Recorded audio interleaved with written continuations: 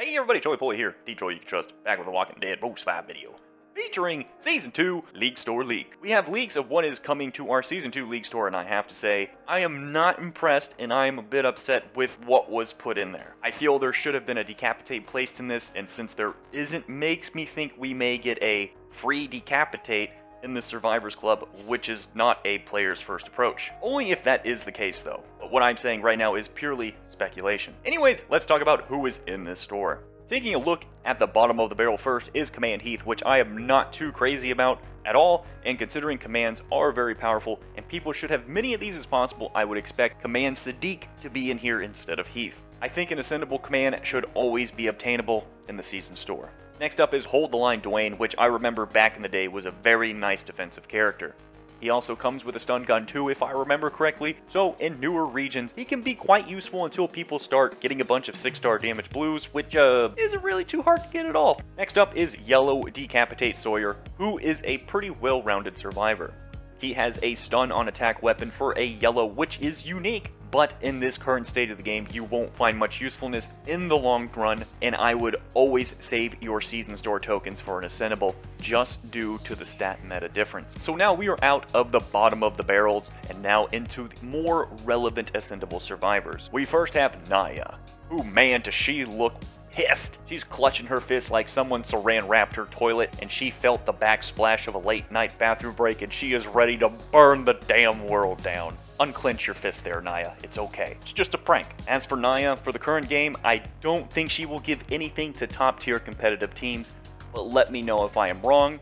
But I don't see Burn killing the first reviver out of the 3 or 4 to be very beneficial, unless you're going to use her burn as kind of a take a little bit of damage here and there for everybody else that you're not focusing, so that when your adrenaline rushes do pop up, then you actually have enough damage already done to the enemy survivors that the adrenaline rushes can finish them off. But if your faction in competition level is mid-tier, she will bring you in some uses, as you will probably not be facing double shield and triple quad revives, so you will all actually have a fun group of teams to face off against, as there are more things in the game that will work for you. So yeah, it will definitely be a lot more fun and engaging. If you are low tier, then absolutely she will bring your team a lot of firepower, and yes, pun intended with the fire. As for the top 2 survivors in this league, we have Blue Terra and Red Sandy.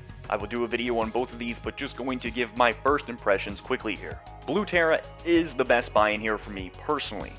So on a roll for our blue survivors, which is not bad considering a lot of double attack blue weapons will be placed on Terra.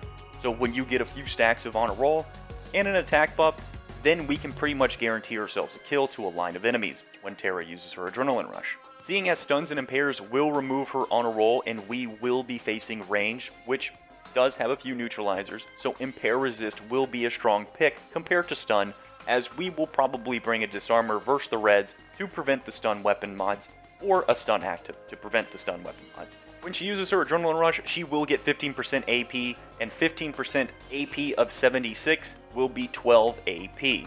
So once you use her adrenaline rush, you will only need 64 AP to use her adrenaline rush again, which is awkward and probably could have used another bonus here instead of this, as if you gain 40 AP per attack, then nothing changes, as she'll still be a turn 3 adrenaline rushing survivor with no command, and if you gained 30 AP per attack, she is still a turn 4 adrenaline rush survivor without a command. Terra's active is pretty interesting. It's nothing I would use turn 1 while attacking, but if I ever used this while I was raiding someone, I would use it for damage control versus adrenaline rushes, but I feel there are better options to combat this, such as taunts, confuse, stun, impair, attack debuffs to our enemy, than just raising one survivor's defense by a ton. So in a way, this makes me think this is geared towards if you wanted to use her on defense. She has on a roll so you can build her tanky while she still gets strong throughout the fight. If she uses her active turn 1, and if you have her behind a shield, it can allow her to live long enough to start doing some damage. Even if she uses her active, she will get on a roll stacks every turn unless she is stunned or impaired. I see the purpose of this active to let her live long enough with high defenses early so that the bonus HP and HP every turn can be applied before it wears off for good.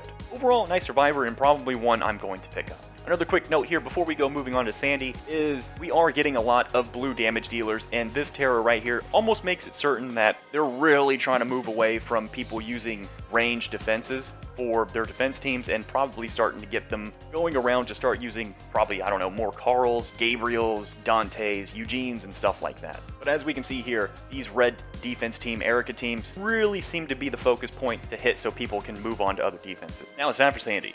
Sandy is the jack of all trades, master of none. To me, Sandy fits this almost useful, but not useful enough in either category.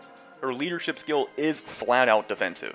Her Adrenaline Rush takes 66 AP, and the damage output from it is low to mediocre at best. Just like the majority of tanks out there, this one taunts 2 enemies for 1 turn and applies bonus HP, so this is nothing unique in that aspect. This is all screaming defensive but very low tier. As for her active, and I'm still keeping a defensive mindset, is she has a turn 4 active revive and taunt, which doesn't really synergize together. She is a turn 4 red active revive, and Tyrese will be popping his Adrenaline Rush off turn 3.